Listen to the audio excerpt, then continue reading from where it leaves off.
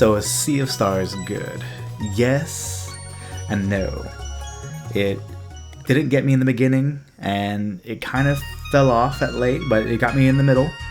There's a lot going on, but the beginning threw me off with its long story and dialogue and very little battle interaction. It was pretty slow, which isn't a bad thing. It just wasn't my thing.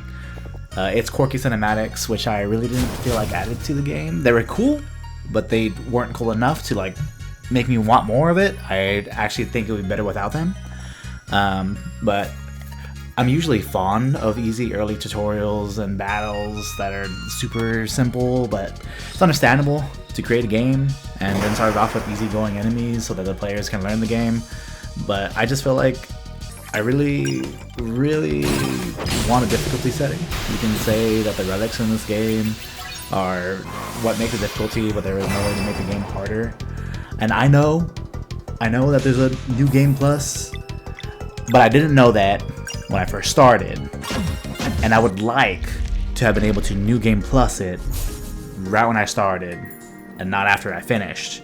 I really feel like the difficulty would have added to my experience, but I don't play games because they're casual, easygoing, and story-driven. If the story is good, that is a bonus to the game I play. I play games because the puzzle aspect of what the game offers me, like what is going to happen, what characters am I going to get that will make this puzzle harder but easier for me. Can I achieve a good team against what the game sends me? Is it going to be fun to think about my next moves to know I beat this challenge? The game is too easy. It needs to be harder so I can feel accomplished and have a reason to put my brain to the test of the game. And I know, like Whispers, if you like hard games, go play Dark Souls. If you like hard games, go play Nightmare Mode, go play Contra, go play Hardcore on whatever game. I do play those games. I thrive and I love those games. It's if they can keep me. Just because a game is hard doesn't mean it's fun, and just because a game is easy doesn't mean it's fun. I'm not hating on this game because it's a bad game. I truly feel like this game is a good game. It just could be better. But so can everything. What I am saying though is let me just choose my death. Like let me as a player choose to have a bad time. I dying to a boss 80 times in a row because I wanted to, because I chose that. That's fine, you know. I play League of Legends every day. I want a bad time more than half the time. Please ping me again.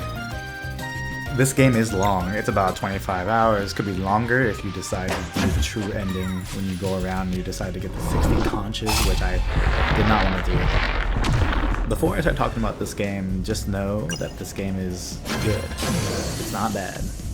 I do like it. And in fact, I probably love it. This is the first time I have played a game like this and finished through the whole thing. Almost in one sitting, even though it was 25 hours. This will have spoilers, so prepare yourself if you don't want to watch. There is spoilers. Let's get into it. This game has a great variety of enemies. The game is charming, with that retro Nintendo JRPG style reminiscent of Super Mario RPG, which is coming out in November, by the way, and when I get that in my hands, I'm going to scream. The enemies are not cut and pasted enemies. They had some dark themes, which really pulled me in. I was so motivated to keep on playing when it went from innocent and good and life is beautiful to I was born in depression, and there is a whole planet and universe of people who are immersed in suffering, and you are going to stop that. That feels good. I love tragedy, and it went from this really nice, beautiful land of everything's happy. We're going to go kill the boss. It's going to be nice. We're just going to train hard, get strong, go kill the boss, and have a great time.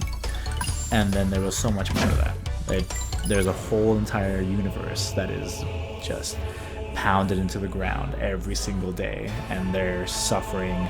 There's souls that are put into machines. There's experiments of horribleness, and it's beautiful. Love it. The game also has a great soundtrack. I purchased the crap out of the OST.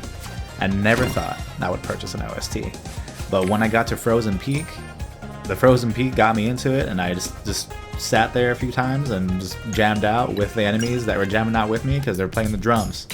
It's like, it's pretty rad. Love it. I really started listening to the music after that, especially the battle themes. It really grasped at like nostalgia, and you know, nostalgia sells, man. Nostalgia sells. Got my Final Fantasy VI nostalgia going.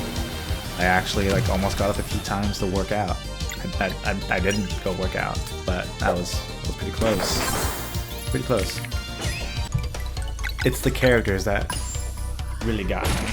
Spoiler alert again. There is 6 playable characters, but there probably actually is only 4. And I love them. And Serai. But at the end of the game, I should have never started using the ninja.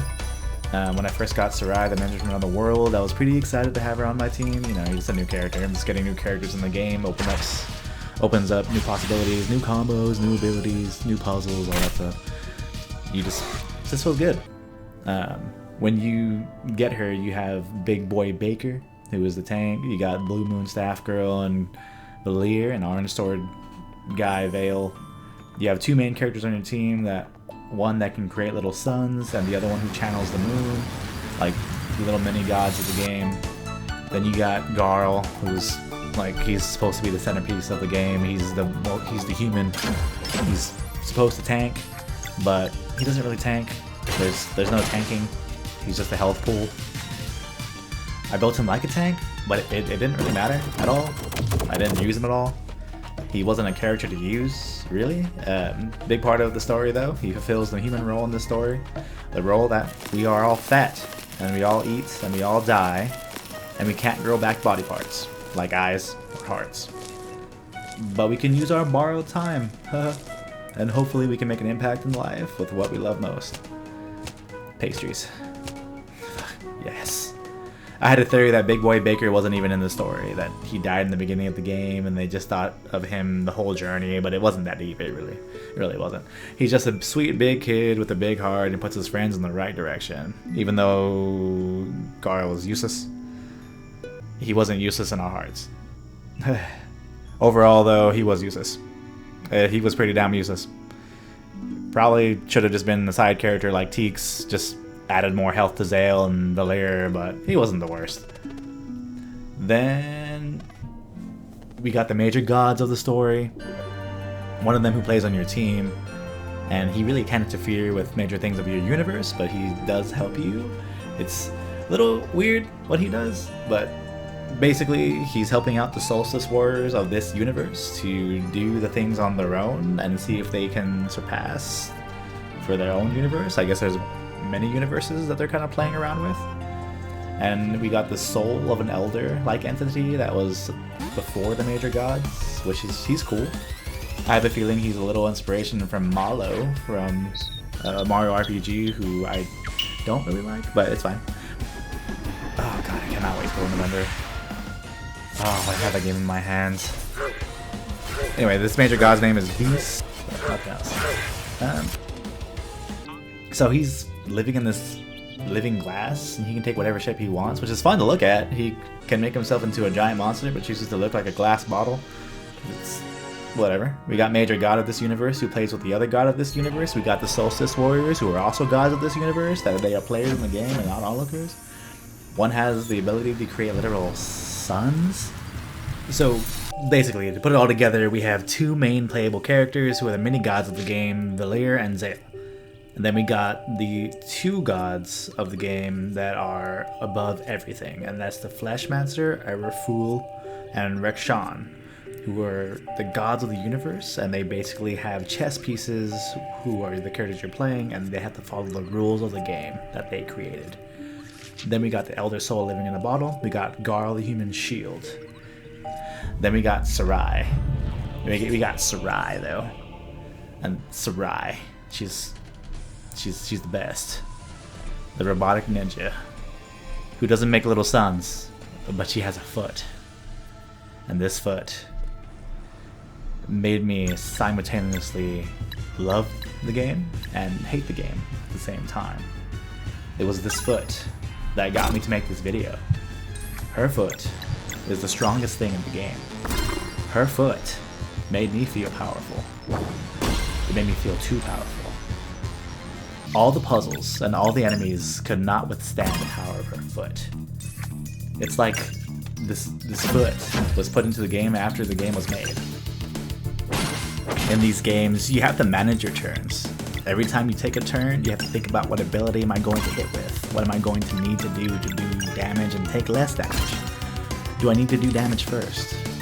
Should I prepare to take damage? Should I heal? Should I swap this character so that character doesn't die? Should I let that character die so they will have health later? The puzzle was nice. Nice one. You could finish this puzzle in different ways. Her feet made the puzzle like from 1,000 pieces to like 100 pieces. Once you got this kick of death, like there isn't much thought anymore. I thought the game would kind of like incorporate the foot and make it harder to, so like because the foot is so strong, I thought the bosses would just like you would need to use the foot so that you could win. But it was almost as if the foot was so strong that you were gonna win always. Like you're always gonna win. Like these bosses just crumbled under the might of this disorient. It does okay damage. It moves the enemy's turns up by 2, which doesn't really sound like a lot. It's 2 turns, but when you can do it 2 to 3 times, and the bosses just sit there like, God, it'll be my turn soon. Then later on, you get a combo, and it's called like juicy bottle kicks or something. It poisons the enemy. It only uses combo points, so you're not using your mana. So you get basically your free move to stop your enemy's move. So not only are you delaying your enemy's turn by 2, you're simultaneously getting combo points by using your mana. So you're using the mana that you have to get combo points to do it again. So not only do you have like 3 to 4 kicks that whenever you do them increases your combo points to do bottle feeds, you also have bottle feeds that you can use whenever you're out of mana. And if you're out of mana, you just eat a snack. And then the boss has no turns. He never moves. He just kind of sits there. It's amazing. It's amazing and horrible at the same time. I will have to say I kind of ruined my own experience with this move. I wanted to feel powerful, and it was. Like, I'm so smart. I beat this game and created a strategy that wins me the game. I also should not have started doing it, probably. Not every fight had to be this way. It became this. Every single fight I was in was kick, kick, kick, and then bottle kick, then kick again. You're out of mana. You have some combo points. Kick, bottle kick. You get some mana by eating a snag, and then boss is dead. And that was the end of it. It was like the whole game. Like after I got this combo, after I was able to do this, that became the whole game. There was no more puzzles anymore. There was no more, I'm going to have to think about this. There was no more, I was going to have to switch characters out. There was no more, I was going to have to make sure I got some food before I started this fight. There was no more, I need to make sure that this guy doesn't hit, or if this guy does hit, I gotta make sure who's going to die. And it became a lot less. So the game became a game of happy feet, and having so many moves in the game didn't really matter anymore. Especially Garl, he doesn't matter. So after beating the game, there was a true ending. And to get the true ending, you have to fight in an arena. You have to get all 60 rainbow conches in the game, which I really did not want to do. You have to do some puzzles and dungeons, which are all pretty satisfying. They weren't the worst. They weren't the slowest, and they weren't the hardest. They were pretty good. I actually did enjoy those. Some of them are extremely easy, but they were nice touches to the game. It was a nice thing to do. Garl was a part of the true ending, and then you fight the hardest boss of the game. I did not fight him. I decided that the New Game Plus is going to be what I want to do instead. And then I'll fight him during that. I am extremely excited to play New Game Plus. and I will probably not use Disorient. It just depends. We'll see how bad it is for me. This game, though, overall, even with ruining my own experience and creating this horrible strategy, is $35 on Steam. It's created by Sabotage. It is such a good buy for the price. I played 20 hours of it and thought that it was going to be a lot shorter than it was. Got into like 25 hours of it, started doing some end game stuff I didn't need to do, and there was probably another maybe if you're gonna get all 60 conches, you're probably gonna play 30 hours. It's like probably 3 hours to 4 hours of getting those conches. Like those conches take forever.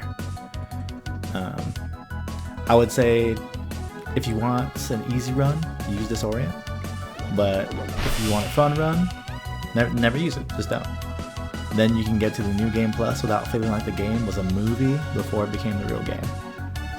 I would say this game is going to get points for music, points for the bit retro style gaming, points for the battles without Disorient, and points for the story. I'm going to give this game like an 8 out of 10. I know I talked a lot of crap about it, but I still played it. I didn't ever stop playing this game. 8 out of 10. Not the best game I've ever played. I would not want to play this game every single day of my life. This is not a Slay the Spire. But I would buy this game again. It is good. Well, I'm off to play some New Game Plus, and I can't wait to review that part. Thanks for watching, y'all. Y'all have a great day.